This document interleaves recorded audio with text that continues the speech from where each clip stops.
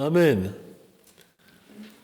Alors j'aimerais peut-être encourager quelques-uns d'entre vous dans le sens où on a l'impression que le pasteur, c'est quelqu'un, je ne parle pas de la grandeur, mais c'est quelqu'un qui est un peu au-dessus du panier.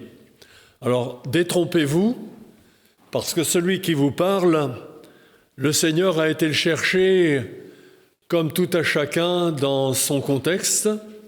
Je suis issu d'une famille nombreuse, mon cadeau de mariage est issu aussi d'une famille nombreuse.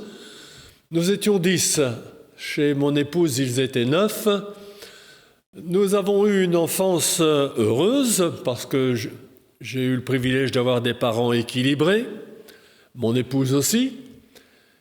Mais la vie a été comme tout à chacun, il y a eu les moments faciles, les moments difficiles. J'ai eu une enfance au niveau de la santé qui a été très difficile puisque j'ai fait 4 maisons de repos et ça ne se voit plus maintenant parce que le Seigneur est intervenu. Mais j'ai été déclaré pour la sécurité sociale à l'époque diminué physique. Ça ne se voit plus. Enfin, ça a été quand même la réalité. Vous savez, le Seigneur vient chercher des hommes, des femmes qui sont dans leurs conditions, qui ont besoin de la grâce de Dieu. Je n'ai pas fait de hautes études, mais alors pas du tout.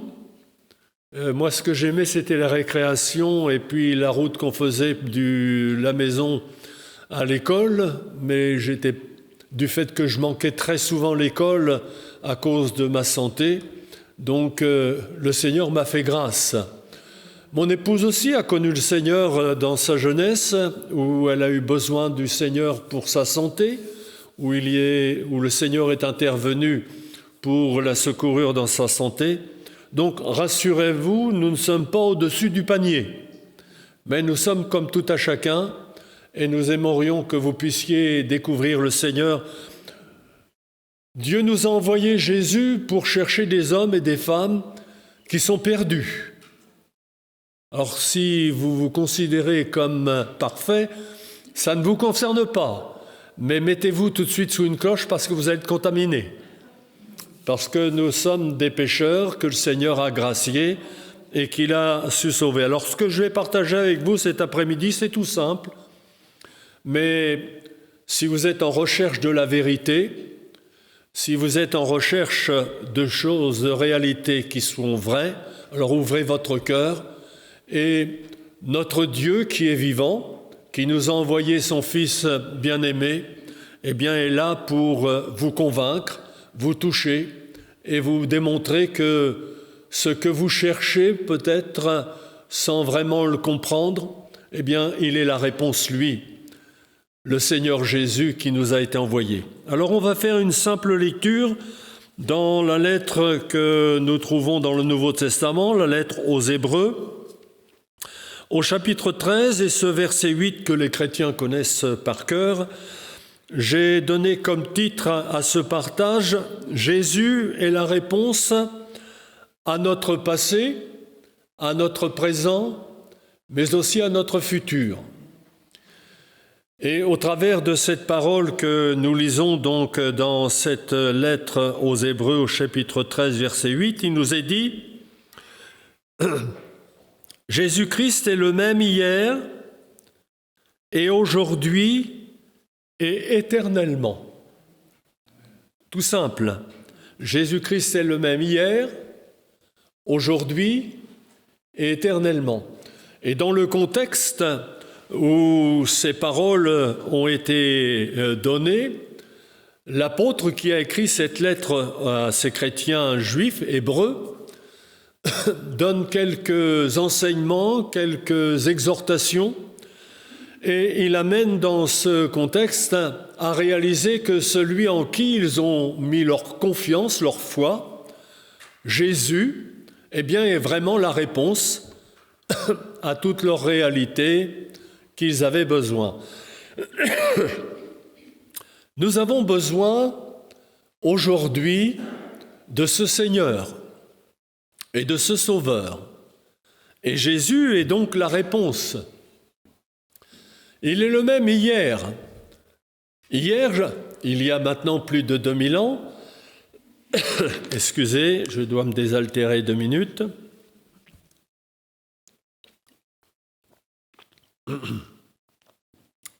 Comme je le disais ce matin, avec les années, les cordes vocales font des siennes. Hier, il y a plus de 2000 ans, Jésus est venu parce que Dieu nous l'a envoyé.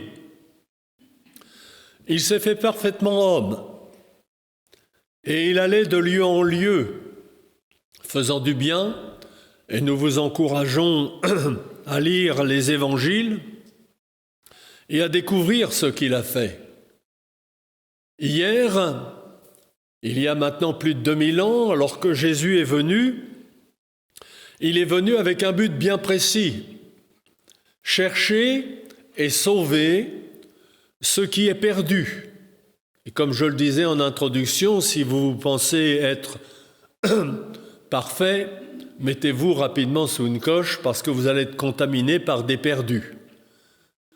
Mais nous sommes de ceux qu'il a graciés et nous souhaitons que vous puissiez le découvrir.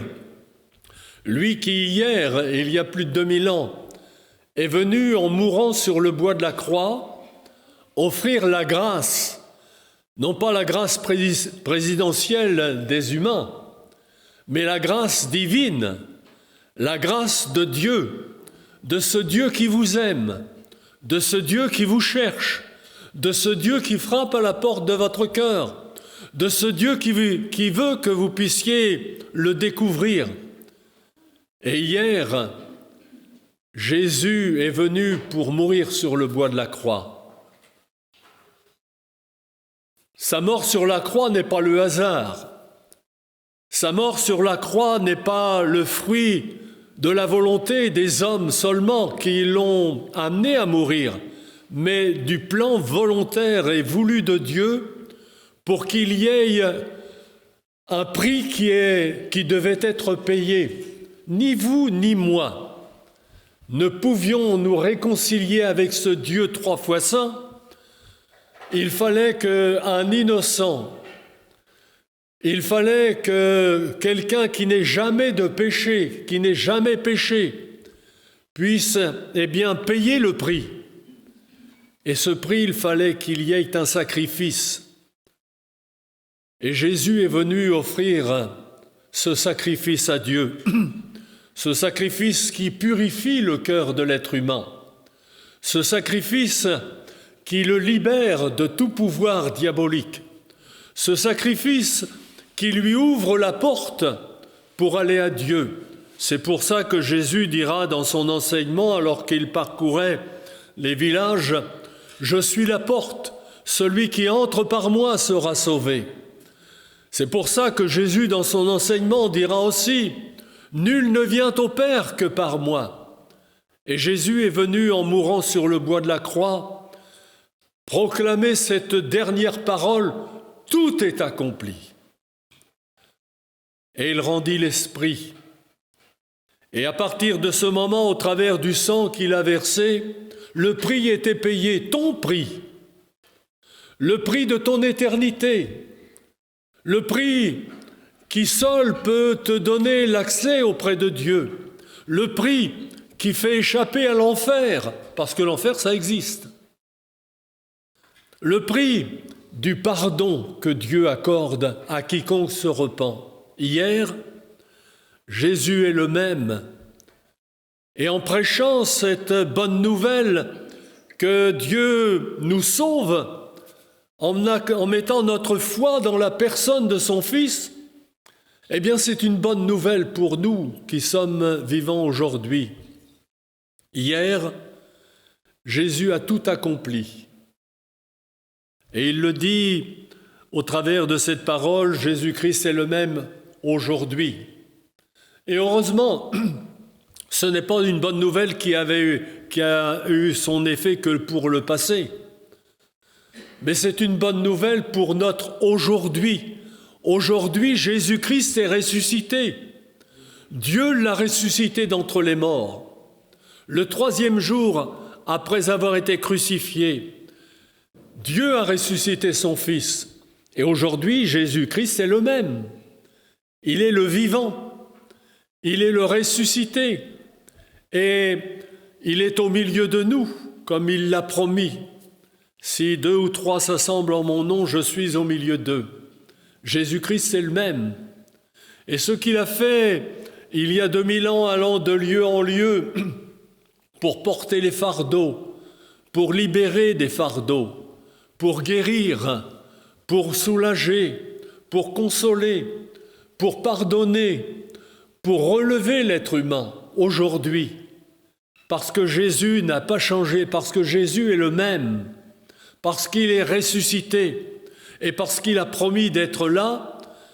Nous ne le voyons pas avec nos yeux, mais comme je l'ai dit en introduction, si vous êtes honnête, si vous êtes vrai avec vous-même, et si vraiment vous cherchez auprès de Dieu la réponse, alors Jésus, qui est au milieu de nous, va agir par l'action de son esprit pour vous donner de voir que ce qu'il faisait il y a 2000 ans, il veut le faire aussi pour vous aujourd'hui, cet après-midi. Il y a maintenant 68 ans que j'ai découvert Jésus. Il y a maintenant toutes ces années de partage et tout à chacun de mes frères et sœurs qui ont cru en Jésus pourraient vous donner leur témoignage. Oui, Jésus est le même alors qu'il les a trouvés dans leurs besoins. Et aujourd'hui, s'ils sont encore présents au milieu de nous, c'est parce que la bonté et la fidélité de Dieu en nous donnant Jésus, c'est toujours et se manifeste encore en cet après-midi. Il n'a pas changé.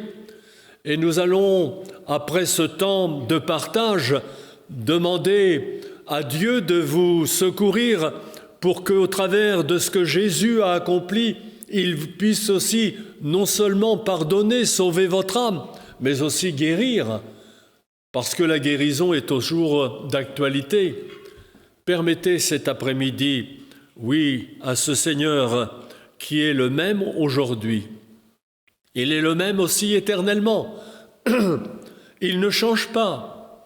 Demain, si le Seigneur nous prête vie, et même s'il revenait dans l'instant, il faut être prêt, parce que Jésus va revenir. Oui, il est le même éternellement. Il a dit à ses disciples, et nous l'attendons, qu'il va revenir et qu'il nous prendra avec lui.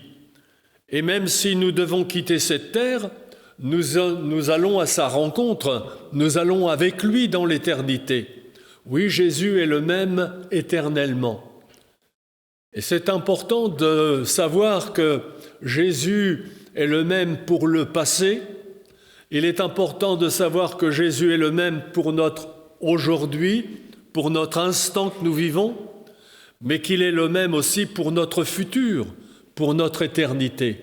Et cela, j'aimerais vous interpeller personnellement pour que vous puissiez comprendre qu'il y a des moments où il faut faire des choix. Puisque Jésus n'a pas changé, puisque Jésus est la réponse que Dieu nous donne et qu'il est l'unique réponse.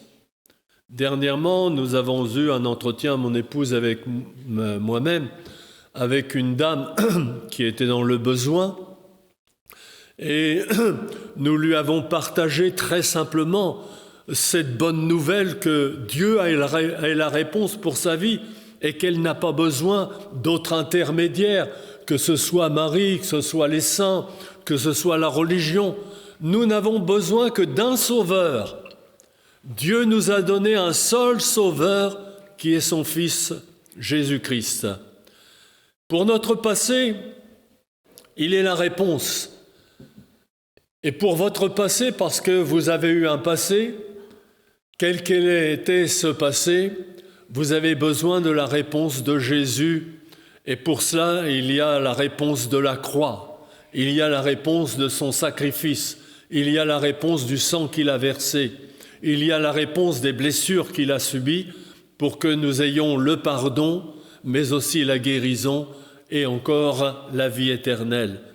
Votre passé, il faut qu'il soit réglé, il faut qu'il soit mis en ordre, il faut que vous puissiez, pour que votre aujourd'hui soit en paix, Et pour que votre éternité avec Dieu soit assurée, il faut que votre passé, vous puissiez le remettre et le confier à la personne de Jésus. C'est incontournable, c'est indispensable. Il n'y a pas de paix de l'âme, il n'y a pas de bonheur, il n'y a pas de réponse à nos réalités de l'existence si nous ne le réglons pas ce passé en mettant notre foi que Jésus est venu mourir sur la croix pour moi personnellement.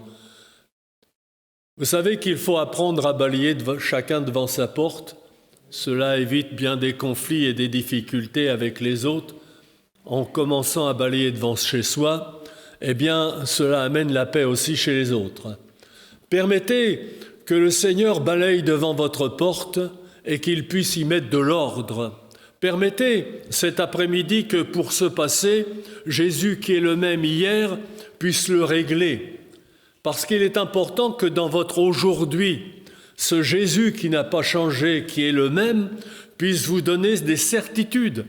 Vous avez besoin de certitudes, vous avez besoin de conviction, vous avez besoin pour le repos de votre vie, pour la paix de votre vie, vous avez besoin dans cet aujourd'hui de pouvoir faire la paix avec Dieu en acceptant Jésus-Christ qui vous a été donné comme seul moyen de pouvoir être en règle avec Dieu.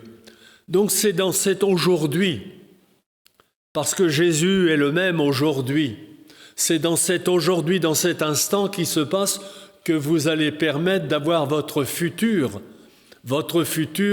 avec lui. Et c'est maintenant qu'il faut le régler, ce futur. Parce que si Jésus est le même éternellement, où est-ce que vous allez passer votre éternité? Nous ne sommes pas éternels sur la terre, nous prenons de l'âge, et j'en sais quelque chose, et nous avons besoin d'être toujours prêts. L'année dernière, nos enfants me fêtaient mon anniversaire, et je leur disais, mais combien de temps le Seigneur va-t-il me prêter de vie encore? Je ne sais pas. Et quand vous arrivez à un certain âge, mais ça peut être quelques jours, ça peut être quelques mois, ça peut être quelques années. Il faut toujours être prêt. Il faut toujours être prêt à rencontrer Dieu. Et pour toujours être prêt à rencontrer Dieu, il faut toujours, dans notre aujourd'hui, être en communion avec Dieu par Jésus-Christ. Il est le même aujourd'hui. Et cette question importante qu'il faut vous poser, mais où est-ce que, après cette vie terrestre, où est-ce que je vais passer mon éternité? Parce que la mort physique, la mort du corps, n'est pas la fin de l'âme. Notre âme, elle est éternelle. Notre âme, elle va aller soit au paradis avec Dieu, soit qu'elle va aller en enfer, soit qu'elle va connaître maintenant la grâce et le pardon de Dieu et la vie éternelle dans le paradis, ou soit que nous le refusons et qu'elle va attendre le jugement dernier et les peines éternelles. Il faut que nous soyons aussi honnêtes et réalistes avec nous-mêmes pour que nous puissions être prêts pour cette éternité. Alors, je voudrais conclure et vous encourager. Vous avez devant vous ce choix, cette liberté. Et comme le disait Moïse en son temps au peuple d'Israël, « Choisis la vie afin que tu vives ». Ce n'est pas la mort que Dieu est venu nous annoncer, mais une bonne nouvelle. Jésus n'a pas changé, il est même hier. Il est mort sur la croix pour toi. Il est le même aujourd'hui pour pouvoir te secourir, te guérir, te sauver. Et il est le même éternellement. Mais il y a ce choix qui nous est personnel. Il y a cette décision qui nous est personnelle. Que vais-je faire de Jésus? Est-ce que je le veux comme mon sauveur? Alors si je l'accepte comme mon sauveur, si je veux de tout mon cœur lui dire « Seigneur, viens me sauver, viens me pardonner, viens me guérir, viens m'aider », si vraiment je le fais avec honnêteté, avec vérité, alors c'est ce qu'il va faire. C'est ce qu'il va faire cet après-midi. Permettez-lui de diriger votre vie, Permettez-lui de vous conseiller. Permettez-lui de commencer ce cheminement aujourd'hui avec lui pour qu'il vous conduise jusque dans cette éternité, le jour où il vous reprendra de cette terre.